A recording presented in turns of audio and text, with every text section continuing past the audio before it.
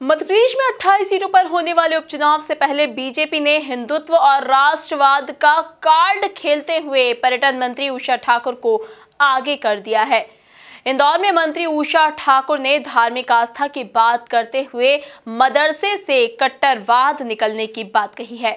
देखिए खास रिपोर्ट।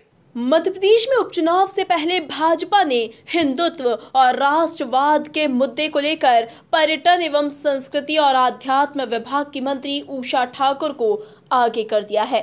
इंदौर में पत्रकार वार्ता लेकर मंत्री ठाकुर ने कहा कि मदरसे से कट्टरवादी निकलते हैं। उन्होंने आगे कहा कि सारे आतंकवादी मदरसे में ही पले और बढ़े हैं। उन्होंने कहा कि एक समय जम्मू कश्मीर को आतंकवादियों की फैक्ट्री बनाकर रख दिया गया था।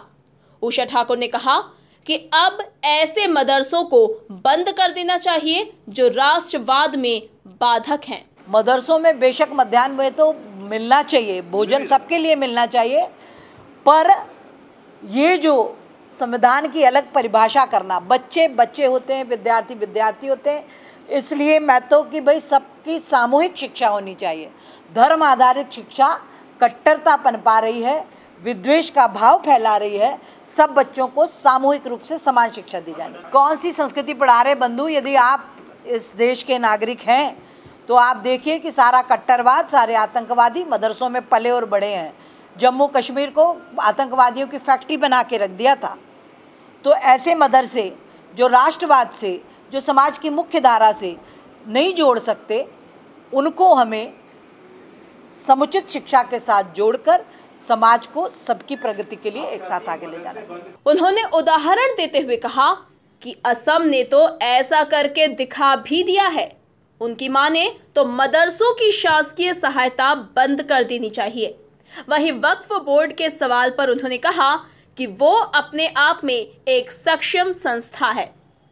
यदि कोई निजी तौर पर अपने धार्मिक संस्कार देता है तो इसमें हमारा संविधान छूट देता है, लेकिन संविधान की अलग परिभाषा करना गलत है। शासकीय सहायता बंद होनी चाहिए।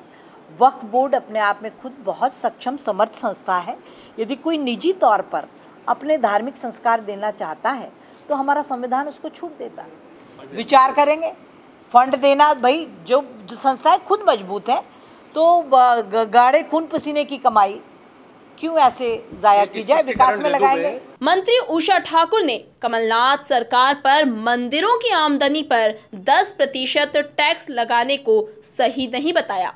उन्होंने कहा कि आदिवासियों से कोई हिंदू नहीं लिखवाएगा, ऐसा कमलनाथ ने लिखवाया है। इससे स्पष्ट है कि वे क्या चाहते हैं।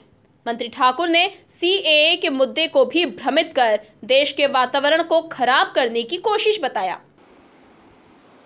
जिस प्रकार से 15 महीने की कमलनाथ सरकार, जिसकी नींव झूठ के आधार पर ही गढ़ी गई थी,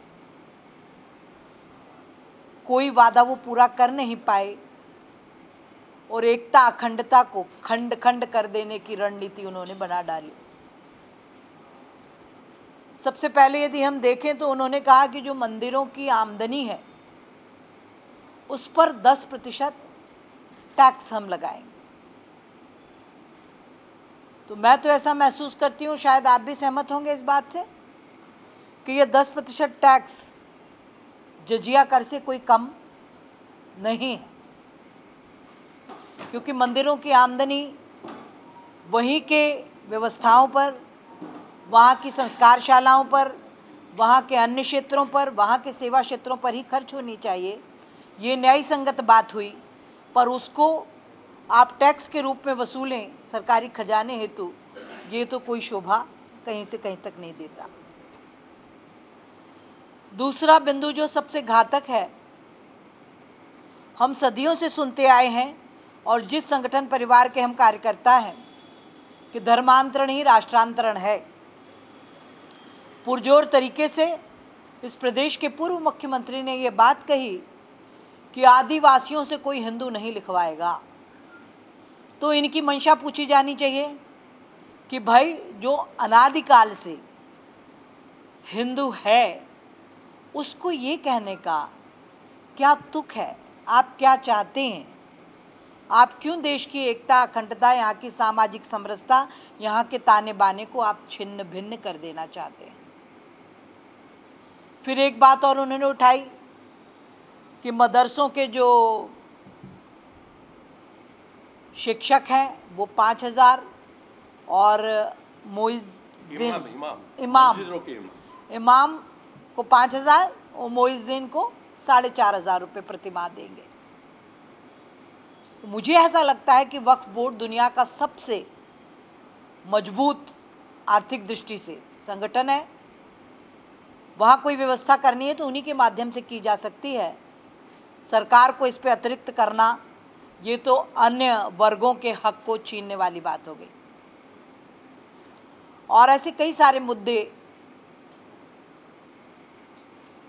इन बातों के लिए हम लोग जन जागरण के लिए मैदान में उतरे हुए हैं और प्रदेश के नागरिकों से पुरजोर अपील करते हैं कि ऐसे चेहरों को आप पहचानिए, ऐसे दिल दिमागों को चिन्हित कीजिए और 3 नवंबर को होने वाले चुनाव में इनको आईना दिखाइए कि देश की एकता, अखंडता, सामाजिक समरसता, यहाँ का ताना बाना, ये ही सर्वोपरि है।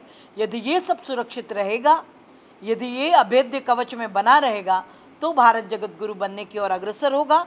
और ऐसी छोटी छोटी CAA जैसा मुद्दा भी आप देखते हैं किस प्रकार से वो मानवता का, संवेदनशीलता का मुद्दा था, उसको भी कैसे भ्रमित करके इस देश के वातावरण को खराब करने की कोशिश की। और तो और कांग्रेसियों ने सारी हदें पार की, उन लोगों के साथ मंच लगाई, पुरजोर अपील की कि जो भी इस प्रकार के जो लोग जेल भेजे गए हैं उनकी लड़ाई कांग्रेस लड़ेगी। तो कांग्रेस से पूछा जाना चाहिए कि वो देश में आखिर चाहते क्या है? निजी स्वार्थों के पीछे क्या आप पूरे राष्ट्र को, पूरे धर्म, संस्कृति, प्रथा, व्यवस्थाओं को, सबको आप बलिदान कर देंगे? और वो पाकिस्तान जहां 14% से हिंदू 1% हो गया, कितनी यातनाएं, कितनी प्रताड़ना, उनके लिए कहीं कोई बात नहीं। और CAA में जो सनातन हिंदू था, जो दुख में था, जो अपार कष्टों को वहाँ सहन कर रहा था, उसको यदि नागरिकता दी जाती है तो इनको तकलीफ होती है। तो ऐसे राष्ट्रद्रोही चेहरे बेनकाब होने चाहिए। मंत्री उषा ठाकुर के ये बयान सांवेर उपचुनाव को लेकर थे। उन्होंने मीडिया से चर्चा के दौरान ये भी कहा कि 3 नवंबर को जनता का जवाब सामने आ जाएगा। Bureau report, MP news, Indore.